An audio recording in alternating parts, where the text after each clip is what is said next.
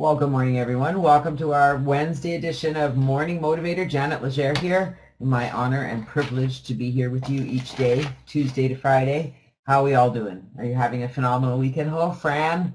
Hi, Agnes, Barbara. Hey, Des. Love that you put your name in there. Carl, Dawn, Lynn, Margaret, you guys are awesome. I love that you made it here to join us at Morning Motivator. We're having lots of fun. Life is good. Life is grand, isn't it? Isn't life grand?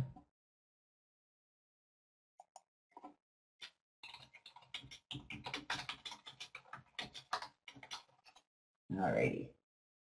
Just getting everything shut down here. It's been one of those mornings when things just didn't want to work right for me. We moved one of our websites yesterday, or I did, and the move went perfectly fine. The site wasn't even down, but then I realized, oh my goodness, I have so much work to do there now. I got to get everything set up again, but it's okay because it's going to be so much better. I'm really excited about it, and I'll get an email out to my members this morning as soon as I can get logged in there and get that working properly.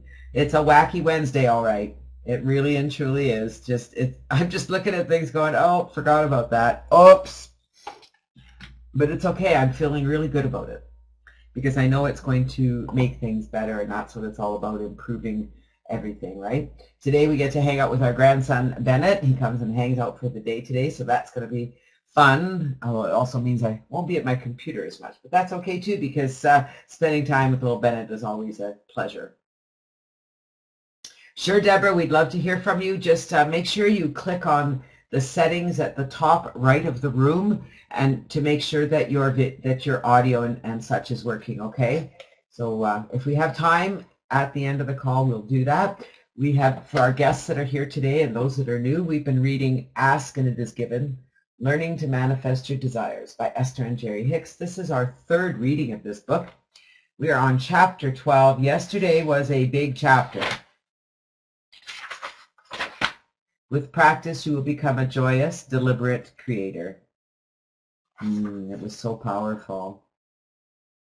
Just talking about controlling your thoughts and getting in touch with your feelings. So how are you guys doing with getting in touch with your feelings? You getting better at it? Is it getting better? We're going to read chapter 12 today, page 59. If you're reading along with us, your emotional set points are within your control. I love this quote, at the end of the day, I can end up just totally wacky because I've made mountains out of molehills. With meditation, I can keep them as molehills. That's why we meditate here every day and why it's important that you meditate even when you're not here. That's important. Your emotional set points are within your control.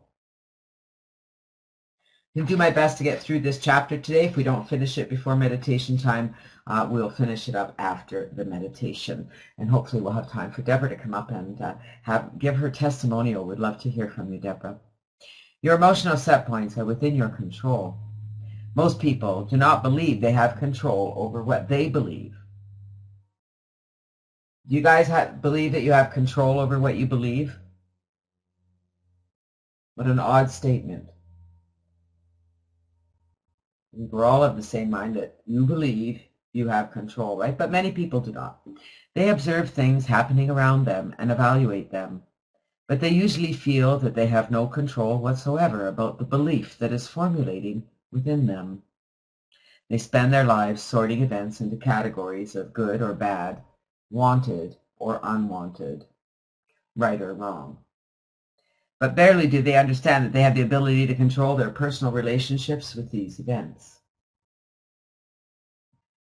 It is impossible to control conditions that others have created. Since many people approve of some of the conditions that others have created but disapprove of others, they set out on an impossible mission of trying to control conditions. Through personal force or strength or gathering together in groups to gain the feeling of more power or control, they seek to preserve their own well-being by attempting to take control of any circumstances that they feel could threaten it.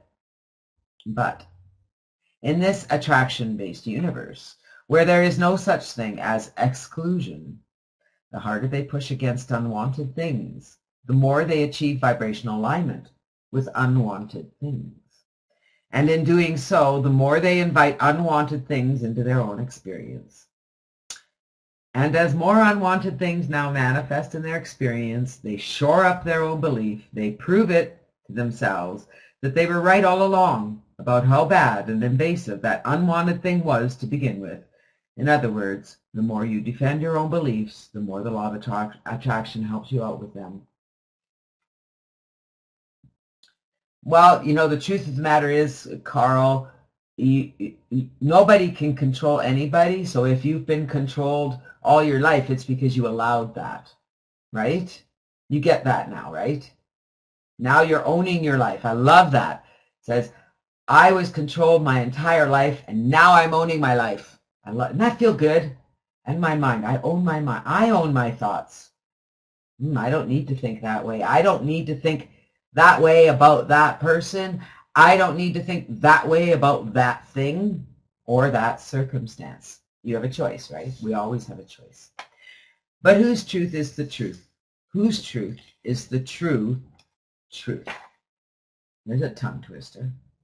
With enough attention to anything, the essence of what you have been giving thought to will eventually become a physical manifestation. With enough attention to anything, the essence of what you've been giving thought to will eventually become a physical manifestation. And then as others observe your physical manifestation, through their attention to it, they help it expand. And then in time, this manifestation, whether it is one that is wanted or not, is called truth. We want you to remember that you have absolute choices about the truths that you create in your own experience. And once you understand that the only reason anyone ever experiences anything is because of their attention to the subject, then it's easy to see that the truth only exists because someone gave their attention to it. So when you say, I should give my attention to such and such because it's true, that's the same thing as saying another gave their attention to something they did not want, and by their attention to it, they have invited it into their experience. And since they've attracted something unwanted into their experience, I should do it also. There are many wonderful things that you are making your truths, and there are many not so wonderful things that you are making your truths. Deliberate creation is about deliberately choosing their experiences, those experiences that you make your truths. Your point of attraction is being affected.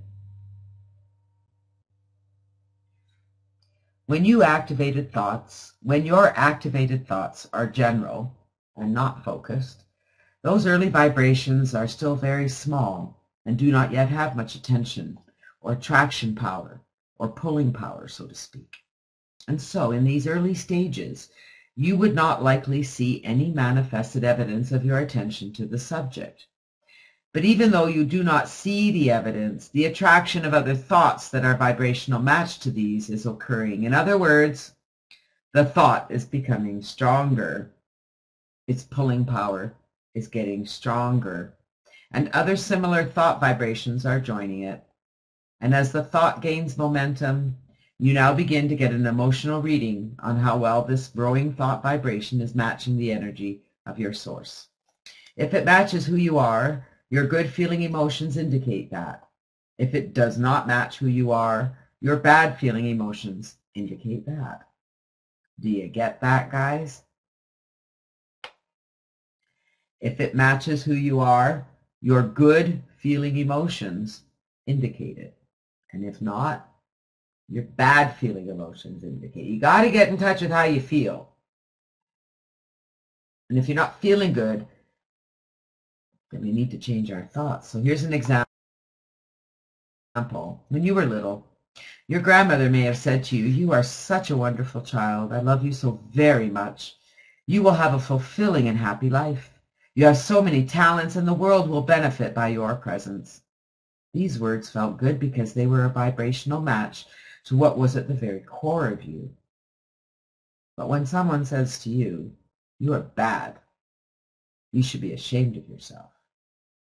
You have displeased me. You are inappropriate." These words feel awful because your attention to them has caused you to become vibrationally different from who you really are and what you really know. The way you feel is a clear and accurate indication of your alignment or misalignment with your source energy. In other words, your emotions let you know if you are allowing or if you are in a current state of resistance to your connection with source. I've got some resistance going on. I know that. Who here can feel that you've still got some resistance going on? Great to see everybody here. My computer, you know what it is? It's in the settings. It's not telling me when people sign in. So I apologize for not welcoming you.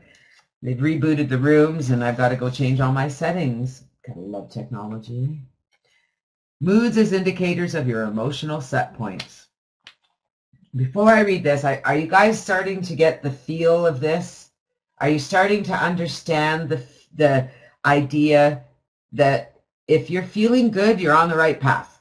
You're going in the right direction. But if there's anything going on and you're not feeling good, you got some resistance happening. Fran says, that reading took me back to many years ago, and I wrote in my journal, "No one should have so much control over another person," referring to my ex, "until the day I realized I was giving it. Yes, Fran, isn't that, I mean, and how liberating when you realize you were giving that control away. Nobody has control unless you give them permission. We create these things, and it's all about how we're feeling, because as we're feeling something about a situation, we're giving off a vibration about it, and so we're attracting more things like it. Not necessarily the exact same thing, but things like it. Does that make sense?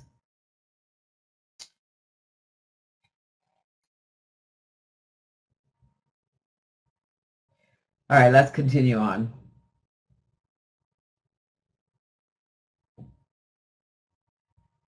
Moods as indicators of your emotional set points. We're on page 62. When you continue to focus upon any thought, it becomes increasingly easy to continue to focus upon it because the law of attraction is making more thoughts like it available to you. And so emotionally speaking, you are developing a mood or an attitude. Vibrationally speaking, you're achieving a habitual vibrational groove, so to speak, or a set point. Do you get that? So emotionally, you're creating a mood or an attitude. Vibrationally, we're achieving a groove or a set point. Can you get that?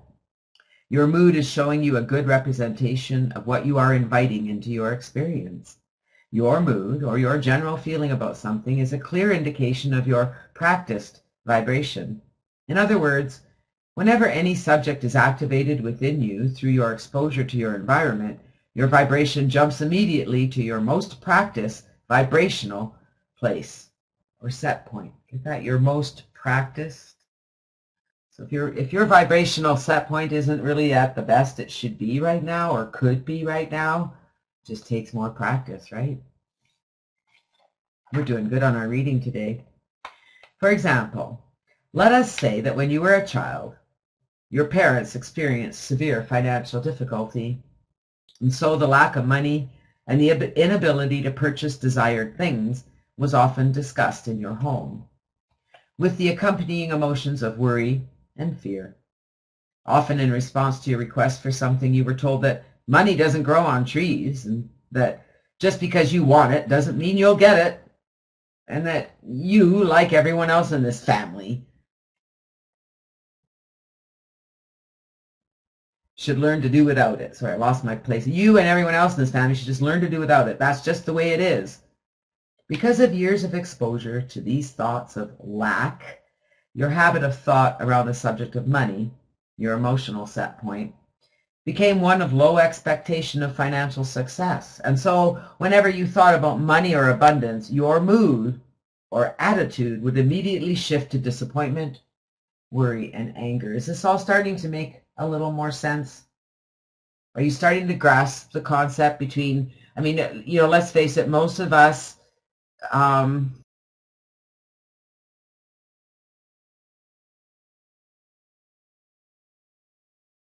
where we are, or were where we were before we started getting into the law of attraction. We were where we were because of our environment. But let's face it, we are where we are because of the choices and decisions we've made along the way, not because of anybody else. Now, the choices and decisions we made along the way may have been based on our environment and how we were brought up and the things, the experiences that we had up until then. But once you become aware, once you understand that ain't nobody else created nothing in your life but you, just you. You're the only one that's created what's happening. It's just that before it was created by default. Now you can create it on purpose, and it takes practice. Lots and lots of practice. You get that? Let's continue. How about when you were a child? Maybe your friend's mother was killed in an automobile accident, and then your close association with someone who was experienced such severe childhood trauma made you fearful for the well-being of your own parents. Whenever they traveled somewhere by automobile, you would get gripped with fear until they returned. And so bit by bit, you developed a habit of worry about the well-being of those you loved. Your emotional set point became that of insecurity. Do you see how these things can happen because of our environment, because of how we were raised, because of how we experience things? And then there comes this wonderful time in our lives when we're adults and we get to choose how we feel. We get to choose what we think. And we get to choose thoughts that feel better. I like it. How about when you were a teenager? Perhaps your grandmother suddenly died of a heart attack, and my grandfather did. And in the years that followed her death, you often heard your mother expressing her concern about the high probability of the same thing happening to her or her children, including you. Nearly every time any conversation about your grandmother came up, her untimely heart attack became an emotional and fear-producing part of the conversation. Even though your body was strong and you continued to feel physically good, a concern about your own physical vulnerability rumbled under the surface. And so over time, you achieved an emotional set point of physical vulnerability. My mom died very young. She was 45 when she had a heart attack. And I can say that there were parts of me that were worried to some degree that the same thing could happen to me, because my grandfather had a heart attack at a very young age. He was 56, and it just, as I started looking, I realized that so many people in our family died at such a young age. And here I am. Yay. Your emotional set points can be changed. Isn't that exciting? Isn't it exciting? Do you find it exciting to know that no matter where you are right now, it doesn't matter how good or bad things are in your world right now, you can change them. You can make today a better day. You can start doing things a little differently right now. Doesn't that feel good?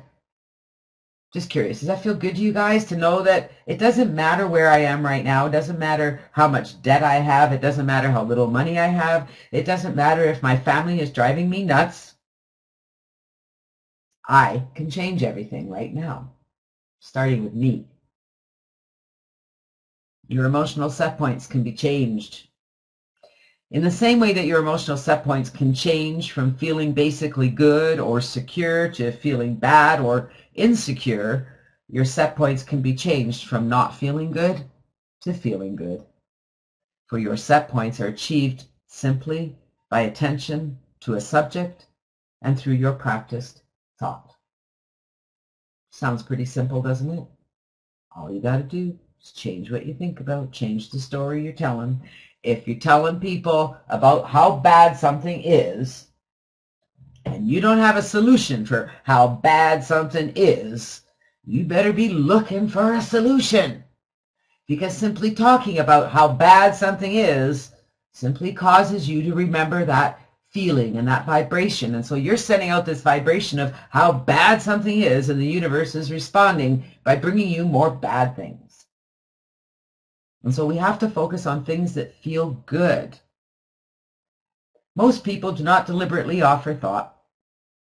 We talked about this week, haven't we?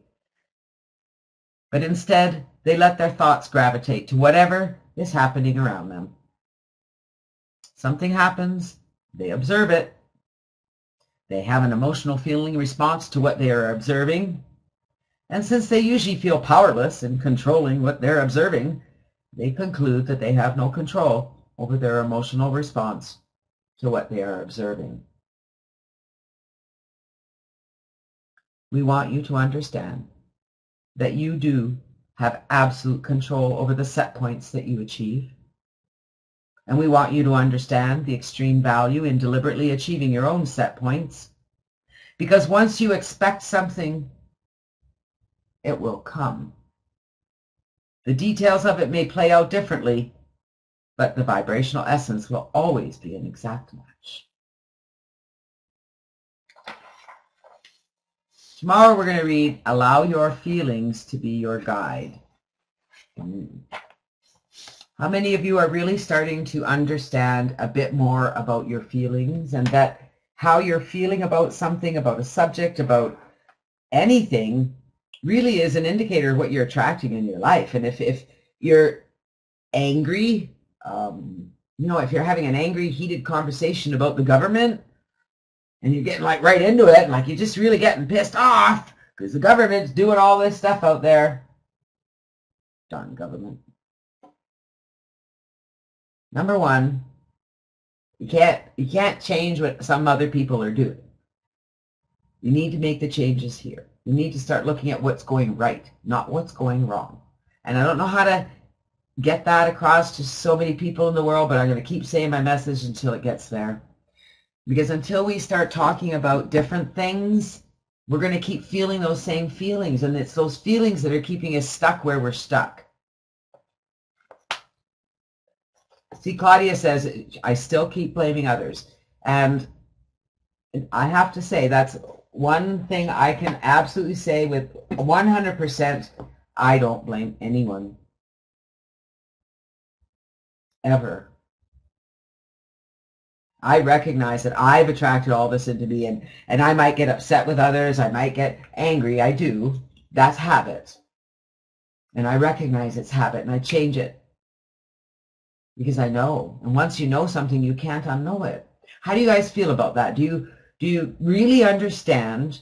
And then this is an important discussion. Do you really understand about your emotions? And that emotional set point. The emotional set points are in the book here. They're on page 114 of the book. There they are. There's 22 of them. And it's your emotions that indicate to you whether you're on the path or not.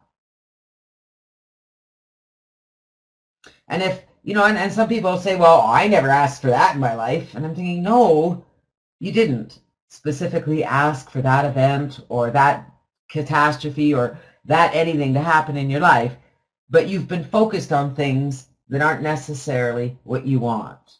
And so you're giving off a vibration of things you don't want. And that's a really tough concept to understand. Esther and Abraham talk a lot about having your focus on the lack of something as opposed to having your focus on what you want. You can say, I want to get out of debt. All the universe hears is debt. I want more debt. So it gives you more debt. We've all put blame on people at some point. It's the society we live in. We blame others for everything. We blame the government for whatever. And the truth of the matter is, there's certain things you have control over. And actually, there's only one thing you have control over, and that's you. And the minute that you change your thinking and start thinking about the things that you enjoy in life, and it doesn't mean you ignore the things that are going on that you don't like. It means you're going to change your attitude about it.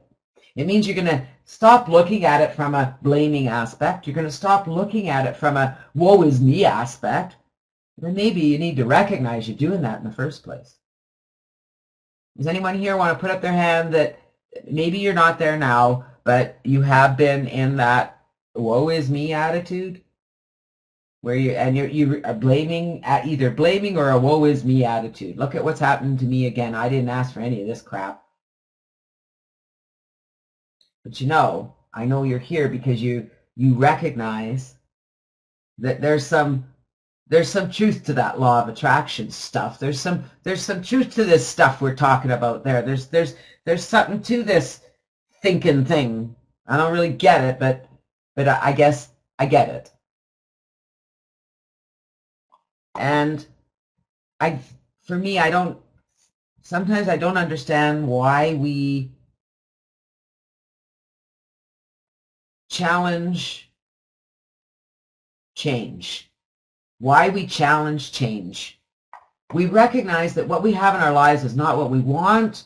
There are solutions out there. There's opportunities to change things, and yet we don't want to practice those things. We don't want to play those games. I don't know why. It's a hard place to get rid of Jenny. Actually, it is. It took me years to get rid of the thorn in my side. And it wasn't until I started Tools to Life and I started taking control of my own life. And then the real transformation happened when we started doing Morning Motivator and reading the Law of Attraction, because that just put it all together for me. I was doing all the changes through Tools to Life. I changed my life. I changed everything. But all the readings from Abraham and the stuff we've been talking about here and about our thinking and the games we've played changed everything for me, because then I recognized there's no one out there responsible for anything that's going on in my life except me. And we have to recognize that. And while it's a hard place to get rid of, it's not hard to play games that get us out of that. It's not. We just have to choose. We don't want to feel like that anymore. We want to feel differently. We want to move forward. Right? We don't want to get out of our comfort zones. It's comfortable here, even though we feel like crap. And yet, sometimes we have those good feelings. We do things that feel good, and it feels so good. And then we get back to feeling like crap, because that's what we're used to. I want you guys to commit to moving that extra mile, to staying focused on being happy.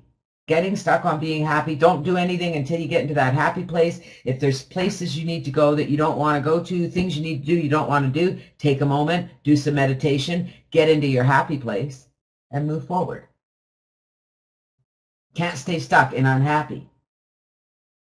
There are things you can do to get yourself out of there. Do them.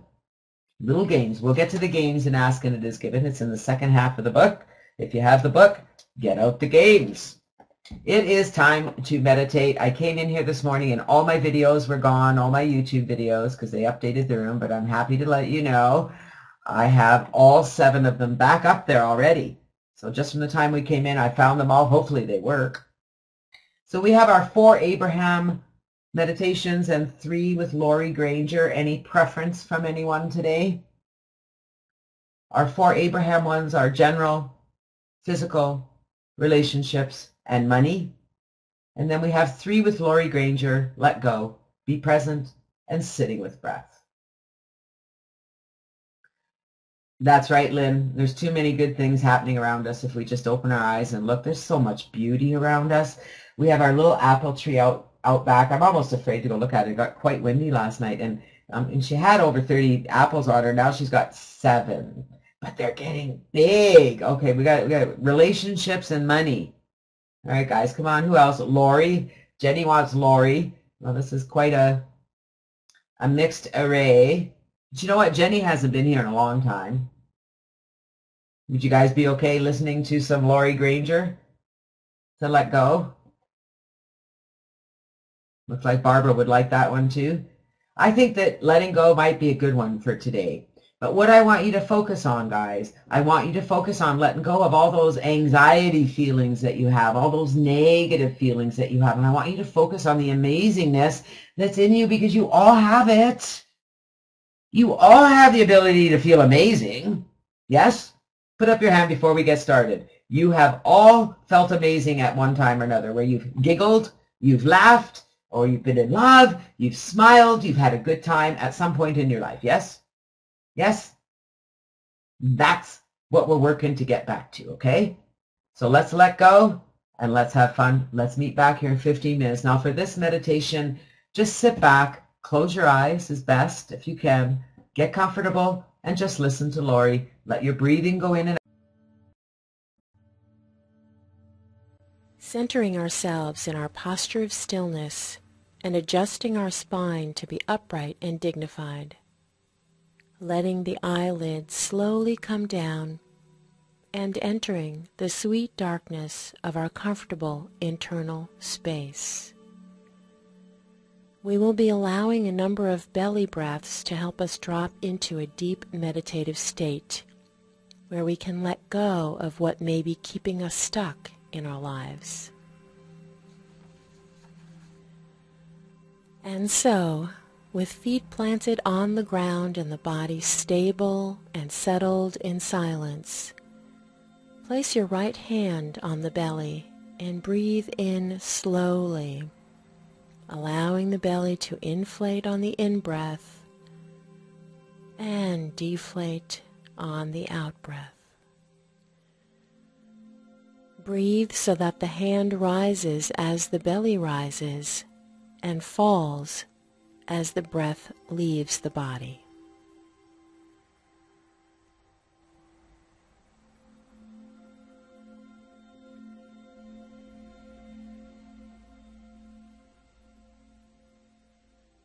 Now, bring your awareness to your lips and allow this next exhalation to leave the body through the lips with a slow, gentle, measured blow.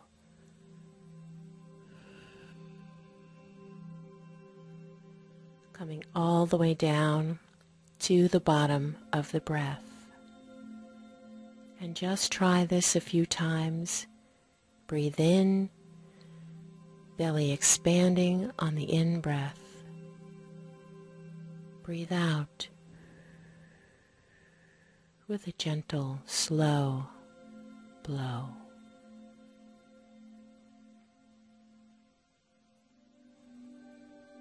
Now bringing your full awareness to this out-breath, tuning into the exhalation fully, and hearing this gentle blow. And on this exhalation, allowing the shoulders to drop down now. Let go, let go. And hearing this next exhalation, dropping the jaw. Let go, let go. Moving to the neck now, and hearing the gentle blow. Let go, let go.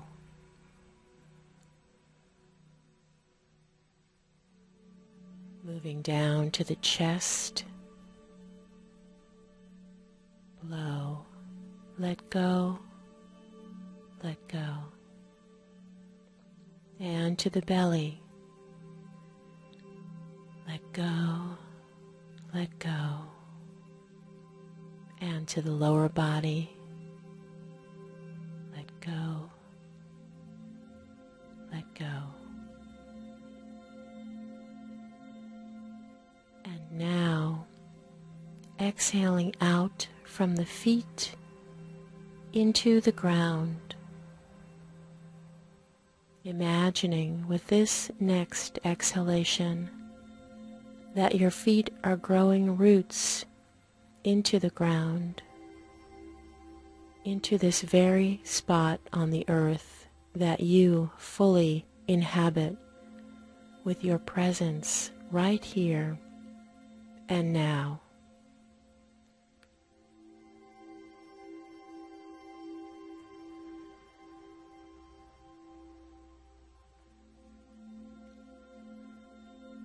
Strong, deep roots forming into the soil, into the earth,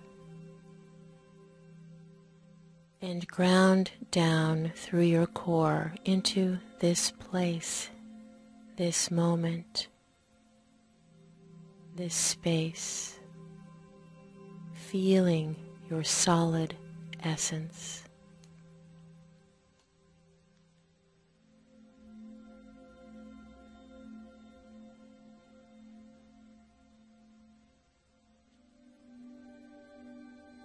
Breathing effortlessly now, with your feet rooted in the earth and your body relaxed yet solid under the vast blue sky, just being breathed by the breath.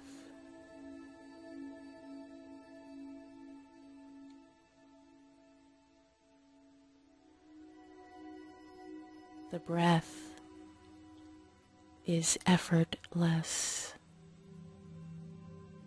The breath is effortless. You are deeply rooted in this moment, breathing, being, centered, solid, strong, like a tree. And hearing each out-breath clearing the mind, clearing, clearing, breathing, hearing.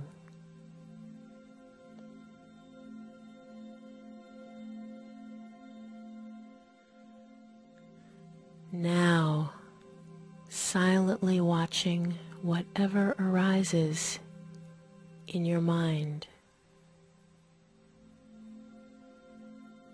And as you notice a thought, an image, or memory arise in the vast space of your mind, name it. Worry, planning, reminiscing, analyzing, wishing, a simple label, knowing and naming,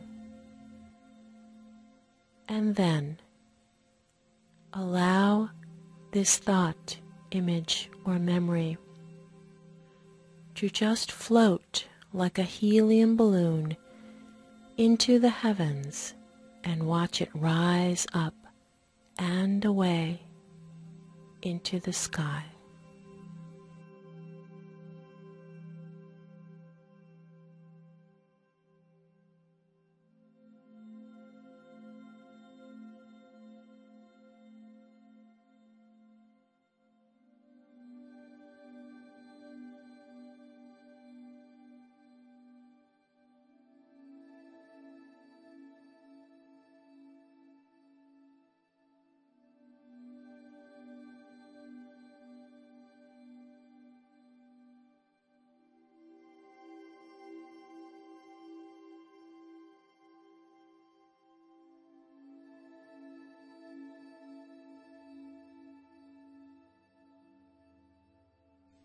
On the backdrop of the clear sky mind, just wait and watch as events form in the mind.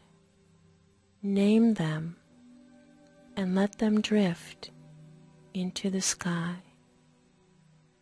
And one by one, let go and watch them float away.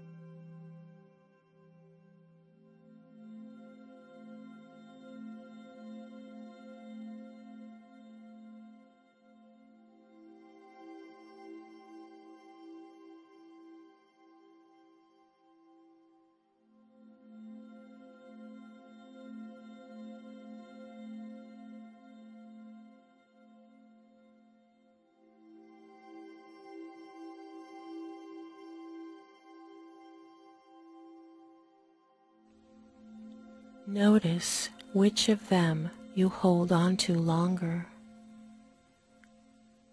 The sticky, charged, or recurring thoughts, and work to let them go without a second thought. In this way, we are working with letting go of shoulds, should-haves, what-ifs, and how comes, returning to what is, clear mind, calm body, grounding our minds in awareness where we are the compassionate witness to all that arises,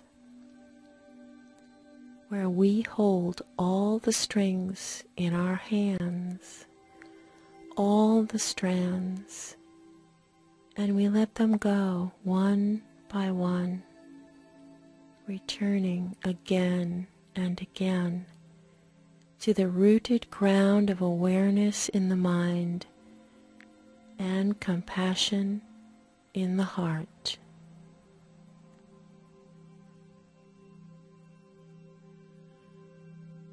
So now, spend this time just observing, naming, and letting go, allowing the sound of the breath to keep you anchored and stable in your body's relaxed, natural state.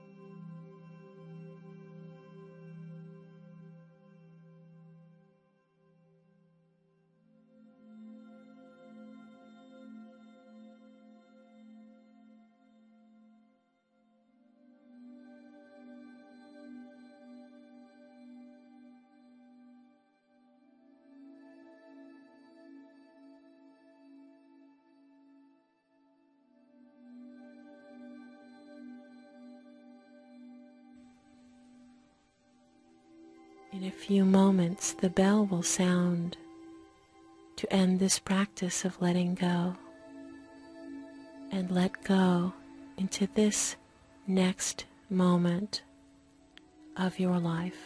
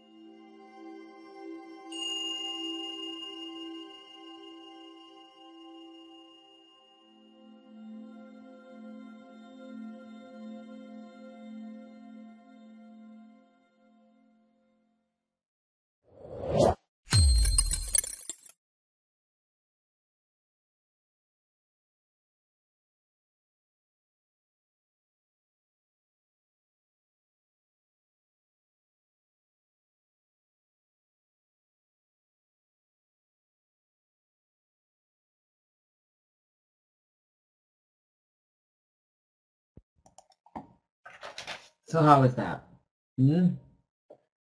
How are we feeling? Feeling a little more relaxed, a little more upbeat, a little more calm, a little more... Feels good, doesn't it? Oh, I know the bing. I usually try to grab it before the bing goes off, and I missed it. And the bing is a bit rude, isn't it? It's a bit rude. My apologies for that. Here's a great affirmation for today. All that I need to know at any given moment is revealed to me. I trust myself, and I trust life. All is well. Be more calm. Yes, you got to feel more calm. Oh, I'm glad that helped, Jenny. And you know, there's nothing stopping you guys from doing a meditation anytime. There's nothing stopping you from recognizing you're going down that slippery slope and snapping your fingers and saying, whoa, don't want to go down there anymore. Let's stop here. There's got to be something I can do to get my mind off of this. I need to go look at something. I need to do something. I need to reach out to someone. I need to get control back here. Something's getting away on me. My mind is getting away on me instead of me getting away on my mind. We need to get control of our thoughts as soon as we think of it. It's important. Deborah, did you check your sound and everything through the settings? Are you good to go? If you are, we'd love to hear from you.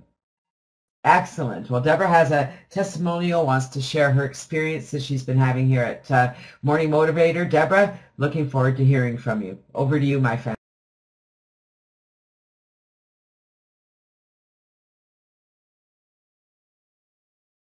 Can you hear me okay? Janet, can you hear me? Okay, great, great. I didn't know. I'm waiting for you to say yes.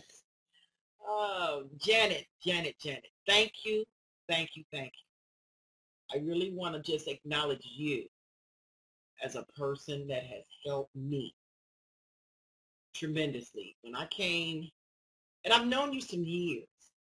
You know, we've crossed paths off and on for about 5 years.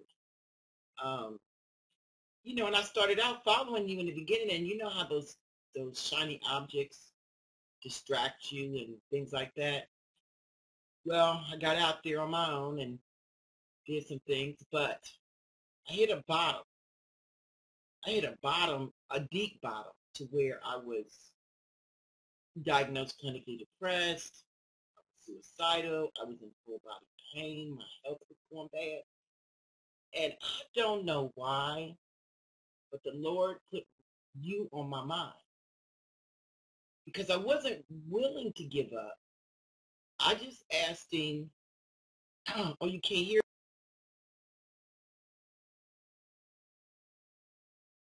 Can you hear me now? Oh, turn up the volume. Okay. Okay. Can you hear me now? Okay, great.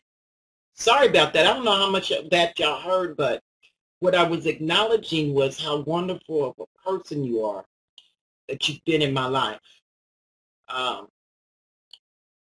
Excuse me. When I came to you, I was broken and I had hit bottom. I had did very well for a while, and then it was like my personal development had stopped because I got off task of, you know, fixing me and learning what I didn't know. You don't know what you don't know. And as you say, once you learn it, you can't go back. And that is a fact. It's been proven in my life. But instead of giving up and giving in to the negative, I just asked the Lord to show me what I could do to turn things around. And you came to mind. And I thought, why would you be on my mind? I mean, this went on for some days. And so I said, well, let me. And then funny, about the 4th or 5th day, you out of nowhere posted this Morning Motivator in Skype. Well, I hadn't been on that Skype for a while. You were posting it in my bots advertising site, Skype. So I'm like, oh, let me see what she's up to. And so I came the first day. It was like, that was just what I needed. Just what I needed. And I had a conversation with myself, and I said, I'm going to commit to this. There's something here that, can help me come out of this low vibration I'm in. And it's just been a major, absolutely major turnaround. Just coming here 1 hour a day, and sometimes I don't make it, but I'd be wanting to be here because either I got a doctor appointment or whatever. But yesterday I missed it because of a doctor appointment. But I'm like, oh my God, this woman is turning my vibration around. She is getting my creativity back going. I am, even my health was deteriorating very fast because I had I don't give a damn attitude. Excuse my language, but I started eating things I wasn't supposed to eat. All the things I had got away from, I started just gravitating back to it because I wasn't conscious of, I was conscious of what I was doing and I knew I shouldn't be doing it, but I just was giving up. I guess I was giving up. I just wanted to acknowledge you and say thank you. And that every day that I get the opportunity to be here, I am inviting as many people as I can. There are so many people that need this. Unfortunately, they think they don't, or they're not aware of your ability to help. You're a great counselor, good coach, and I thank you. I thank you and Don for being committed to what you do, because if you hadn't been, I wouldn't have found me and had the opportunity to change, come from where I was. And I don't know if anybody in this room has ever been suicidal and given up on life. Even though you see things that are there for you to keep moving forward, there are those times in life where it just hits you so hard. You just say, why bother? But there's many reasons why you should bother. My business turned around. And I just love you for that too. You led me to. I can never tell you how much I'm grateful for that. Just the things you do. I am always going to be guiding people here that are broken, especially. I'm going to put a testimonial together in a video and put it out there because there's so many more people. This call should be packed. And all of us in this room can get it there for you by just inviting one person a day. I love how it's not a lot of people put these calls together and then it ends up in business. I love how you kept it strictly about growing ourselves, bringing ourselves to a point of acceptance and clearness and giving us direction, because that's what has helped me. So today I stepped out and said, I'm going to acknowledge her publicly to the room, and then I'm going to acknowledge you to my wall as soon as I can put myself in front of a camera and let people know this is a call that has surely helped me, and it can help anyone that will invest their time in changing their life. You hear so many people say that. Oh, I'm a coach and I'm a change your life, and the first thing they want is money. And a lot of us are broken financially and can't do it. For you to be doing this free and the help you've given me, God's going to bless you over and over and over. So what we got to do as a group, as a village, is to get more people in here so we can have less people broken in the world. Thank you, Janet. I didn't mean to take up too much time. Thank you.